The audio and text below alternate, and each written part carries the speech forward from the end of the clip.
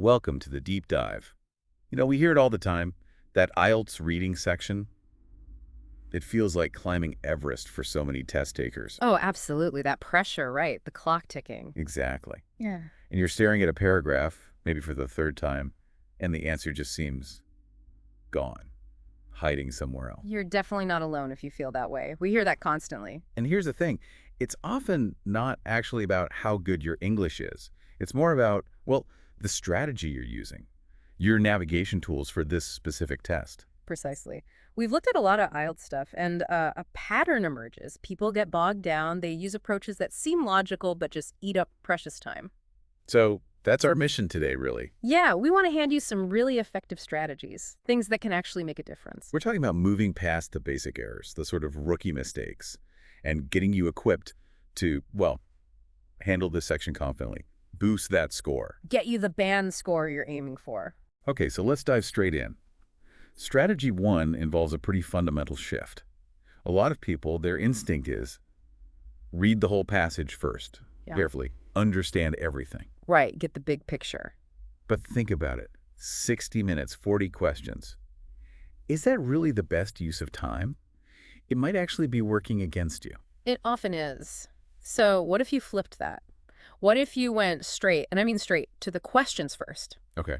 Find the keywords in the question, underline them. Suddenly, your reading has a purpose, a real focus. So you're not just reading to understand generally. Exactly. You're reading to find specific answers. It shifts from, leisurely reading to something more like reading for survival. That's a phrase I heard that stuck. Reading for survival. I like that. You're on a mission. Locate the target. Precisely. And while you're on that mission, you have to be super aware of something IELTS loves to do.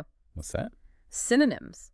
They almost never use the exact same word in the question and the passage. Okay. Yeah, that makes sense. They're testing vocabulary range too. Definitely. It's like a linguistic disguise. So, for instance, the question might mention global warming, Right. but the passage, it might talk about the effects of climate change or rising atmospheric temperatures. Same idea, different words. It's tricky. You need to be alert. You really do. And this brings up a key point for practice. You need to actively train your brain to spot these connections. How do you do that effectively? Well, consciously build up what you could call a synonym radar, or maybe a synonym bank.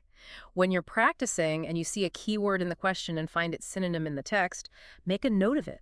Actively link them in your mind. So it's an active process during practice, not just passive reading. Absolutely. That active engagement sharpens your ability to catch those vocabulary shifts during the real test. Okay, that's super helpful. Now let's drill down into some specific question types, the ones that cause the most groans. Starting with true, false, not given. Ah, yes. The classic headache. Seems simple, but that difference between false and not given. That's where people get stuck, isn't it? It really is. The key thing to remember is evidence. Where's the proof in the text? Okay. False means the passage explicitly says the opposite. It contradicts the statement in the question. There has to be textual evidence against it. Right, a direct clash. Exactly. But not given. That just means, well, the passage doesn't mention it. There's no information either way. The text is silent on that specific point. I heard a good analogy for this. Think of it like a courtroom. Oh, like that. IELTS demands textual evidence. If the passage provides no evidence to confirm or deny the statement, Then the verdict has to be not given. precisely, you can't bring in outside knowledge or make assumptions. It has to be right there or not there in the text. That's a great way to think about it. Okay, another tough one. Matching headings. Ugh, yes. The list of headings, the paragraphs, it can feel overwhelming, like summarizing a novel from random sentences. It can feel like that, but there's a pro tip here, a shortcut that often works surprisingly well. Okay, I'm listening. Instead of reading the entire paragraph straight away, focus. Really focus on the first sentence and then the last sentence. Just the first and last. Often, yes. The main idea, the core point of the paragraph, is frequently introduced in the first line and maybe summarized or concluded in the last. Interesting. So you scan those two sentences first. Give it a try. It can save a huge amount of time. Of course, if those two sentences are still unclear, you might need a quick skim of the middle. But it's a starting point, a way to get the gist quickly. Exactly. A strategic first pass. All right. What about multiple choice questions? MCQs. Lots of options, sometimes designed to confuse. Definitely. With MCQs, again, start with the question, read it very carefully, understand what it's asking. Then look at the options. Then look at the options, and your first job is often elimination. Are there any options that are clearly, obviously wrong based on what you've scanned or know is in that part of the text? Knock out the definite wrong ones first. Yes, get rid of them. Don't even let them distract you.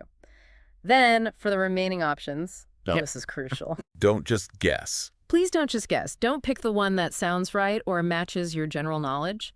Go back to the passage. Find the specific sentence or phrase that supports one of the remaining options. Match it. Seek that textual evidence again. Always. And another helpful thing with MCQs, usually, What's that? the answers in the passage tend to appear in the same order as the questions. Oh, right. So the answer for question 5 will likely be after the text for question 4. Generally, yes. It's not a hard and fast rule, but it's a very common pattern. It acts like a bit of a guide, helping you locate the relevant section faster. Think of it like following breadcrumbs through the text. That's actually really useful to keep in mind. Okay, so we've got tactics for questions, but underlying all of this is the big one. Time. Time management. It's honestly the make or break factor in IELTS writing. 60 minutes. Yeah. 40 questions. 3 passages. And they generally get harder, right? They do. Passage 1 is usually the most straightforward. Passage 3, the most complex. That last passage can really eat your time if you're not careful. So having a plan, a budget for your time is essential. Absolutely vital. A common recommendation, and it's a good one, is to aim for something like maybe 15 minutes for passage 1. Okay, 15. Then perhaps 20 minutes for passage 2, Right. leaving you a solid 25 minutes for the tougher passage 3. 15, 20, 25. That makes sense. Right. But sticking to it, that requires discipline. It really does. If you hit a question and you're just stuck wrestling with it, Don't get bogged down. exactly. Don't let it derail you. Make a mark, note the number, and move on. You can always come back if you have time at the end. Because spending 5 minutes on one tricky question could mean missing out on 3 or 4 easier marks later on. Precisely. That one mark is almost never worth sacrificing several others. Keep moving. Good advice. Now, some quick practical points about the answer sheet itself. Yes. Couple key things. First, it's usually a good idea to write your answers in capital letters. Why is that? Just avoids any ambiguity. Sometimes handwriting can be unclear. Capitals are generally safer. B or DI or L. Capitals solve that. Makes sense. Less chance of the examiner misreading. Exactly. And the other point, this one is absolutely critical. Uh-oh. Sounds important.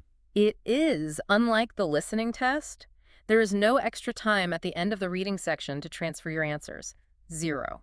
Wow. Okay. So you don't fill them in on the question paper and transfer later? No, you must write your answers directly onto the official answer sheet as you find them during the 60 minutes. If you forget that. You could end up with a blank answer sheet and all your hard work still on the question paper.